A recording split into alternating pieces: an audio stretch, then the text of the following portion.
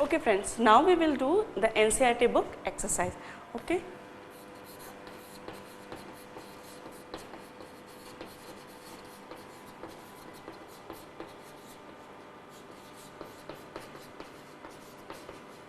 So first question of NCERT book exercise is, a Mendelian experiment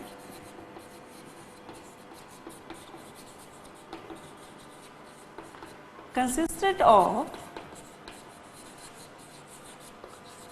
breeding tall pea plant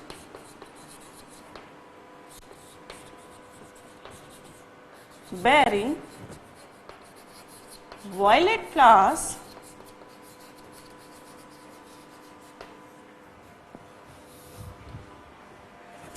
with short pea plant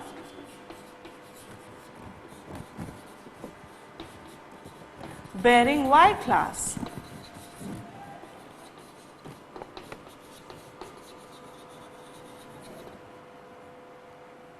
Okay, so क्या हुआ?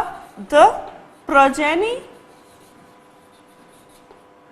all bore violet flowers.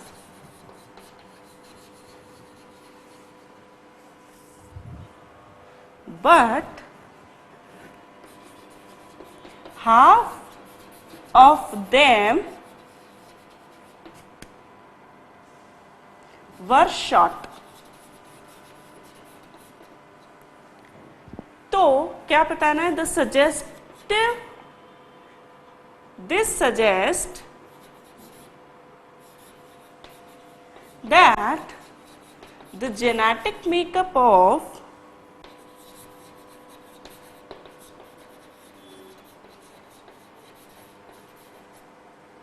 the tall parent is what?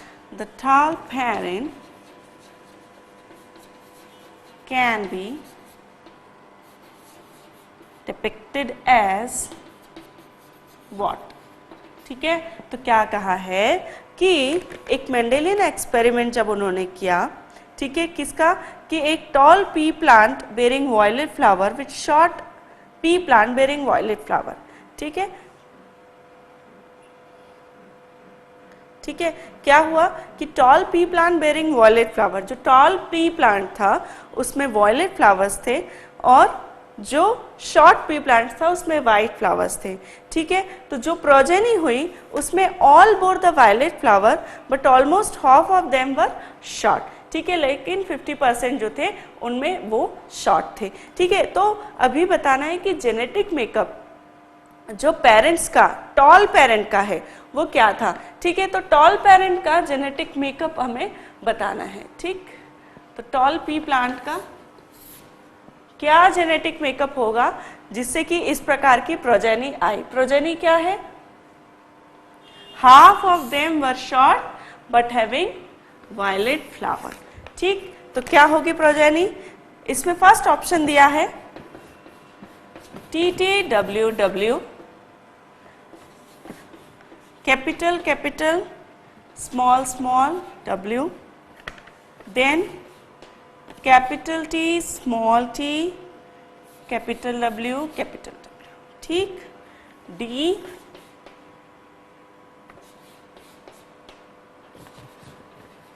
ठीक, तो इन्होंने बताया है कि इस प्रकार से क्या होगा. ठीक, तो ये कैपिटल T कैपिटल W जो है ये नहीं हो सकता, क्योंकि यदि कैपिटल T कैपिटल W होता तो क्या होता कि ऑल आर टॉल. ठीक है, लेकिन ऑल टॉल नहीं है, half of them are short. ठीक, कैपिटल T नहीं हो सकता, क्योंकि कैपिटल T दोनों यदि होगा तो प्रोजेनी में भी कैपिटल T हाफ होगा ही, दोनों में ही जो भी प्रोजेनी होगी सभी में हाफ ऑफ, जो टॉल हैं, टॉल के जीन्स जो हैं वो होंगे जीनोटाइप, लेकिन half of them are short.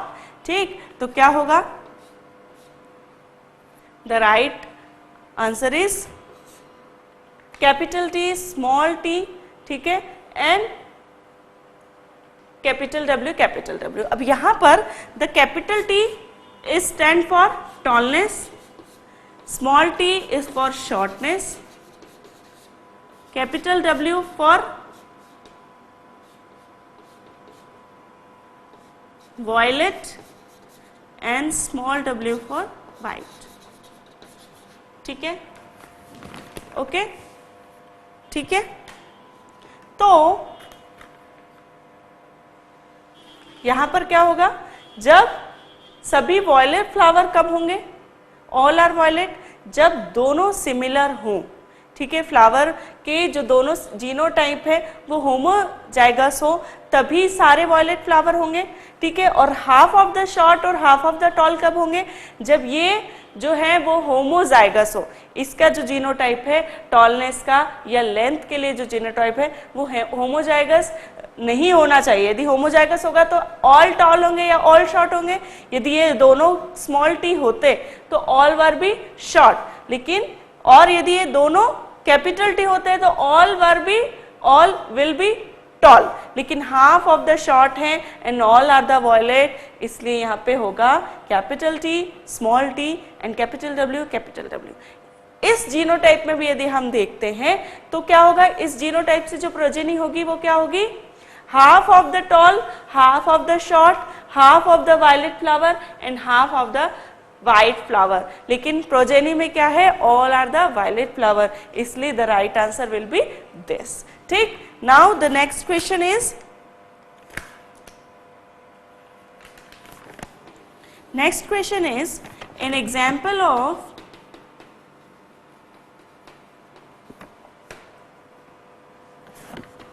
Homologous organ is, क्या है। सबसे पहला होमोलॉगस ऑर्गन निम्न में से क्या है। सबसे पहला है our arm and dog's leg, our teeth and elephant's tusk,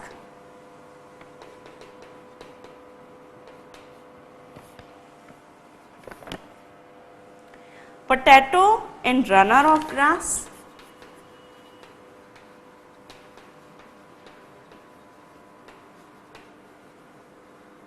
ठीक, and all of the above।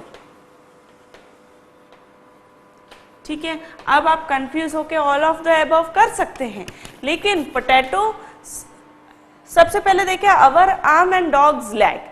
ठीक है, आर्म मतलब कि ये वाला पोर्शन, ठीक है, और जो डॉग्स में लेग्स होंगे वो क्या होंगे, डॉग्स में जो लेग्स होंगे वो आर्म्स क्या है हमारी, सॉरी, डॉग्स फॉर लेग। ठीक है, आर्म्स जो है दिस पोर्शन इज आर्म, लेकिन जो डॉग में लेग बोल रहे हैं तो द लोअर पोर्शन जो होगा that is the four leg. ठीक, लेकिन यहां पर आर्म और लेग जो पार्ट है वो होमोलोगस नहीं होंगे। ठीक है, यदि होल लिम्ब कहा जाता, ठीक है, whole four limb of human and four limb of dog, तो फिर भी एक बार उसे हम होमोलोगस ऑर्गन कंसीडर कर सकते हैं। ठीक, potatoes and runners of grass, ठीक है, वो क्यों नहीं होगा, क्योंकि पोटैटोज जो है वो एक ट्यूबर है, जबकि रनर्स ऑफ ग्रास क्या है, रनर्स ऑफ ग्रास जो है वो रूट्स हैं। ठीक, तो इस प्रकार पोटैटो एक ट्यूबर स्टेम है, स्टेम ट्यूबर है, और रनर्स जो है वो रूट्स हैं, इसलिए they are different, they are not homologous. Homo means similar in structure. ठीक, elephant's tusk and our teeth, elephant's tusk क्या है, एक टीथ है, और हमारे टीथ से वो सिमिलर ऑर्गन है, इसलिए ये जो है वो होमोलॉगस ऑर्गन कहलाएंगे। ठीक है, तो ऑल ऑफ द अबव नहीं करिए, इसमें the right is the our teeth and elephant. ठीक, तो ये है होमोलॉगस ऑर्गन का example. The next question is, in evolutionary term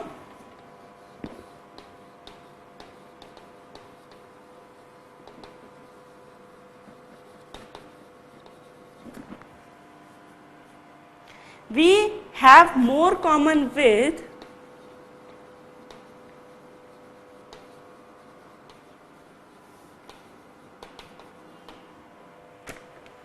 ठीक है, अब इसमें ऑप्शन है a Chinese boy.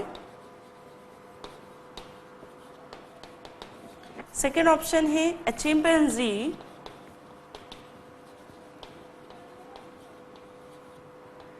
Third option है a spider, a bacterium.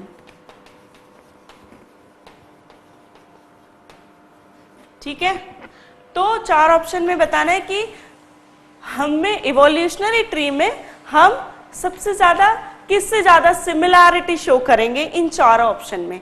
ठीक है, तो स्पाइडर तो भूल ही जाइए, बैक्टीरिया एंड स्पाइडर भूल जाइए, वो कहीं से कहीं तक हमारे और उनमें बहुत सिमिलैरिटी नहीं है। ठीक, लेकिन एक चाइनीज बॉय और एक चिंपैंजी में आप कंफ्यूज हो सकते हैं, क्योंकि हम सुनते आ रहे हैं कि चिंपैंजीज जो है एंसेस्टर हैं, लेकिन चाइनीज बॉय एक ह्यूमन रेस है, होमो सैपियंस है, तो we will share more similarity with the Chinese boy than to the chimpanzee. ठीक, तो don't confuse between these two options, because the right option is Chinese boy, because it is a homo sapiens and we are more similar to the Chinese than to a chimpanzee. ठीक, now हम देखेंगे fourth question. Okay friends, so now the exercise number 4. What does it says? A study found that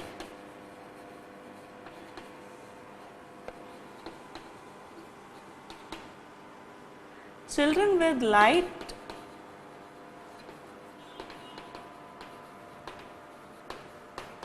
eye color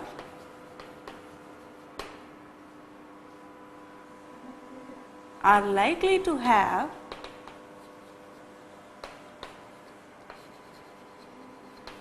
parents with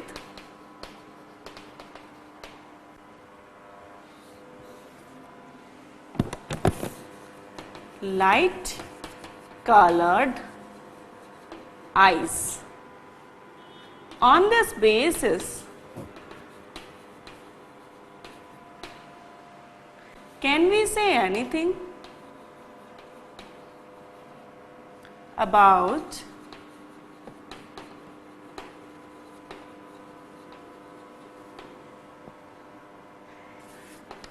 whether the light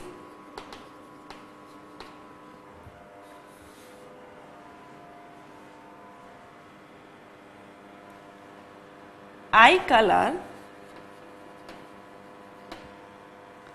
trait is dominant?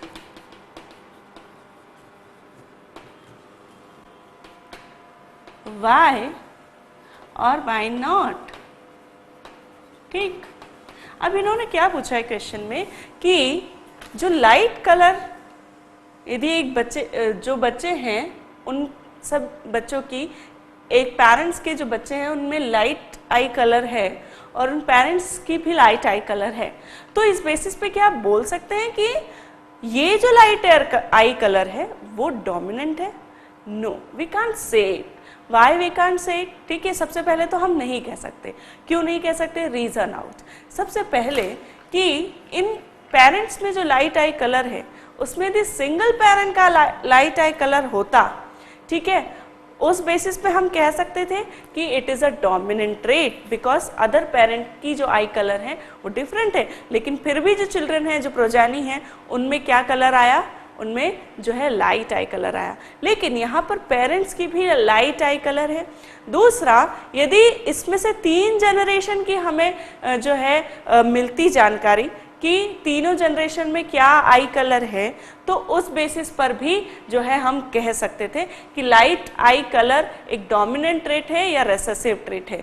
लेकिन इस information के basis पे हम बिल्कुल नहीं कह सकते कि ये डोमिनेंट है या रेसेसिव है. ये डोमिनेंट भी हो सकता है और रेसेसिव भी हो सकता है.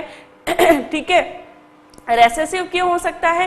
क्योंकि दोनों पेरेंट का आई कलर जो है वो क्या है? लाइट आई कलर है, तो ऑफ कोर्स प्रोजेनी में ये लाइट आई कलर ही शिफ्ट होगा.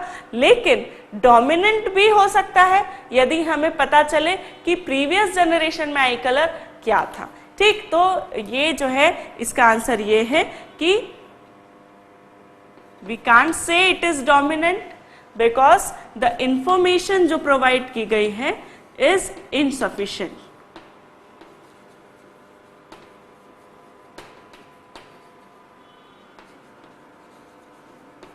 ठीक है, समझ में आया?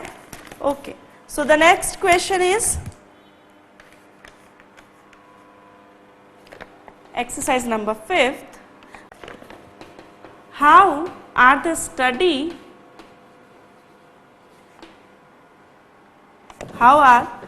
area of study, evolution and classification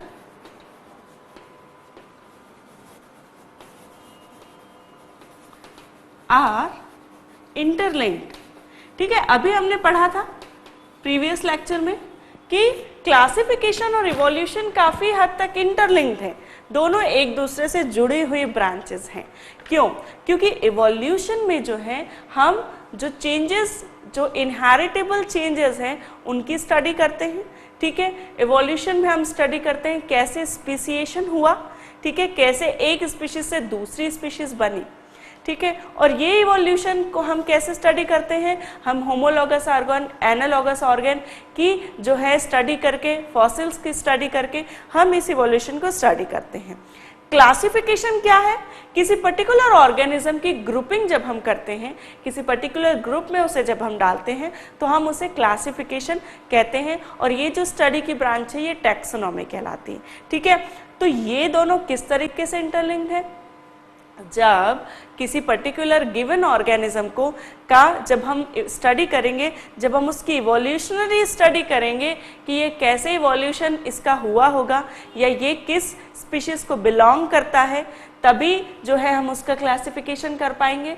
तो ये जो दोनों ही सब्जेक्ट्स हैं, ये जो दोनों ही स्टडीज हैं, दे आर इंटरलिंक्ड। ठीक है, जब हम एक को स्टडी करते हैं तो हमें दूसरे की भी स्टडी अपने आप मिलती है। ठीक है, जब आप क्लासिफिकेशन पढ़ेंगे, ठीक है, जब हम टैक्सोनॉमी पढ़ते हैं कि कैसे एनिमल्स का क्लासिफिकेशन किया है डिफरेंट फाइलम्स में, ठीक है, तो तब हमें ये भी समझ में आता है कि इस स्पीशीज का इवोल्यूशन इस पर्टिकुलर प्रीवियस स्पीशीज से हुआ है। ठीक है, दैट मीन्स हम क्लासिफिकेशन में इवोल्यूशन भी पढ़ रहे हैं। ठीक, तो these two branches are of course interlinked.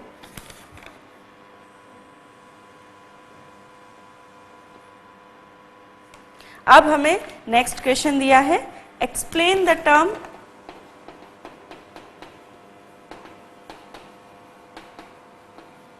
Homologous and analogous. ठीक है, ये ऑलरेडी हम पढ़ चुके हैं। एनालॉगस और होमोलॉगस ऑर्गन क्या होते हैं? होमोलॉगस ऑर्गन वो होते हैं जिनका स्ट्रक्चर सिमिलर होते हैं, स्ट्रक्चर जो है उनका इवोल्यूशन सिमिलर है। ठीक है, कि एक ही प्रकार से जो है उनका स्ट्रक्चर होता है, बेसिक स्ट्रक्चर सेम होता है, बट फंक्शंस जो है उनके डिफरेंट हो सकते हैं। ठीक है, इसमें क्या है, फंक्शंस जो है इसमें डिफरेंट हो सकते हैं। तो होमोलॉगस ऑर्गन, जैसे कि मैंने बताया था आपको कि 4 लिम्स हमने देखे थे डिफरेंट ऑर्गेनिजम्स के। 4 लिम्स जब हमने देखे तो एक बर्ड में जो 4 लिम है वो फेदर में कन्वर्ट हो जाते हैं, और वो क्या करते हैं, उसे they help into the flying. ठीक है, एक व्हेल में उसे स्विमिंग में हेल्प करते हैं।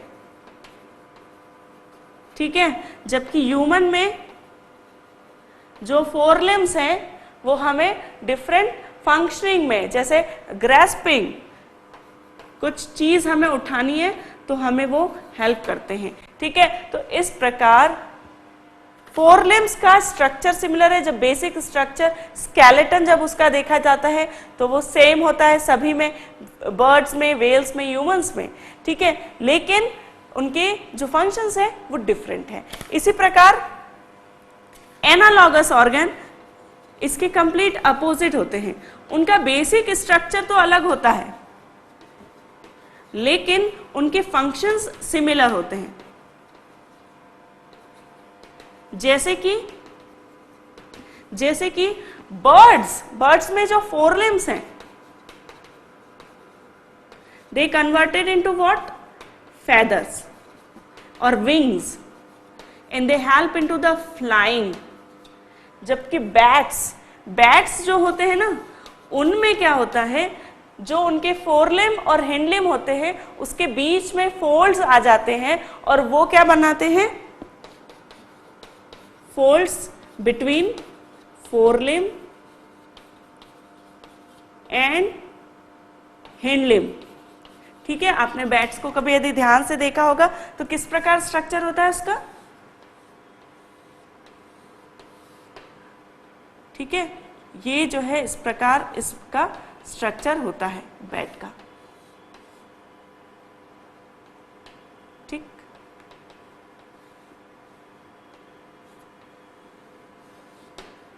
और ये जो फोल्ड्स हैं इस प्रकार इसकी स्किन के बीच में जो है इसके फोल्ड्स रहते हैं। तो ये क्या है, फोरलिम है और ये क्या है, हिंडलिम है। तो ये जो स्किन के बीच में स्किन के जो फोल्ड होते हैं बिटवीन द फोरलिम एंड हिंडलिम, ये क्या कर रहे हैं, ये विंग फॉर्म कर रहे हैं और ये ही विंग जो हैं उन्हें हेल्प करते हैं फ्लाइंग में। ठीक है, तो जबकि बर्ड्स में फ्लाइंग में हेल्प क्या कर रहे हैं, फोरलिम, सिर्फ फोरलिम जो है उनमें फेदर्स आ जाते हैं और वो फेदर्स उन्हें हेल्प करते हैं फ्लाइंग में। ठीक है, तो ये क्या हो गए, these are the example of analogous organ. ठीक, तो ये आंसर समझ में आया, what is the homologous and what is the analogous organ. The next question now is outline the project which aim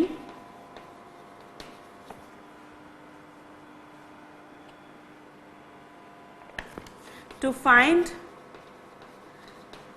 the dominant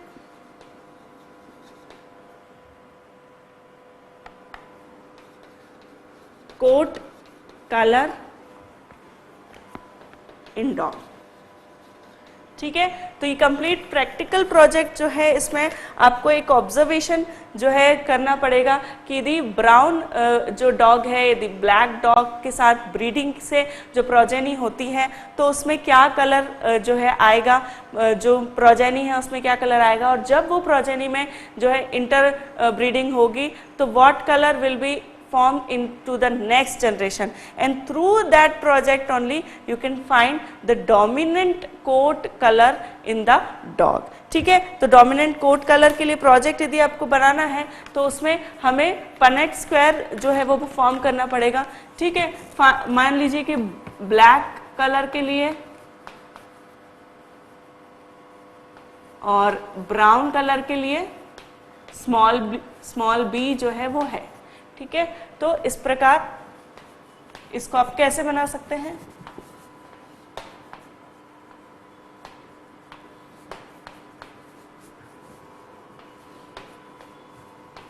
ठीक है, तो क्या होगा,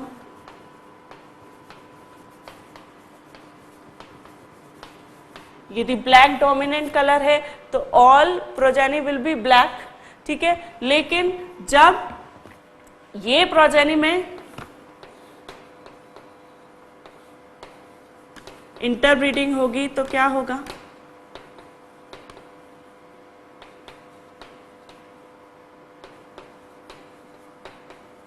ठीक है, तो हाफ विल बी ब्लैक। ठीक है, हाफ, ठीक है, तो इसमें क्या होगा, ओके, फाइन फाइन फाइन। ठीक है, इसमें क्या हो रहा है, जब ये क्या हुई, ये प्रोजेनी हुई जिसमें all will B black if a black colour is a dominant. ठीक है, तो ये नाउ उस प्रोजेनी में जब इंटरब्रीडिंग होगी तो क्या होगा, जो है कुछ ब्लैक होंगे।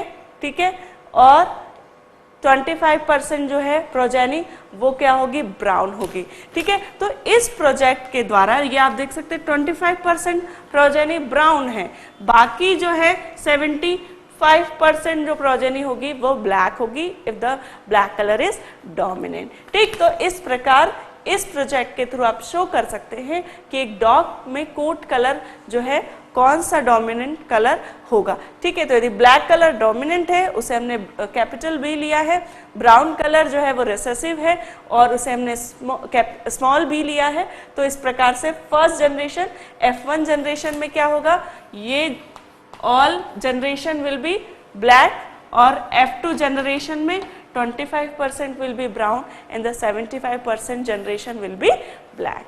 ठीक, तो ये इस प्रकार से आप इसे बना सकते हैं। अब हम देखते हैं next question in the next.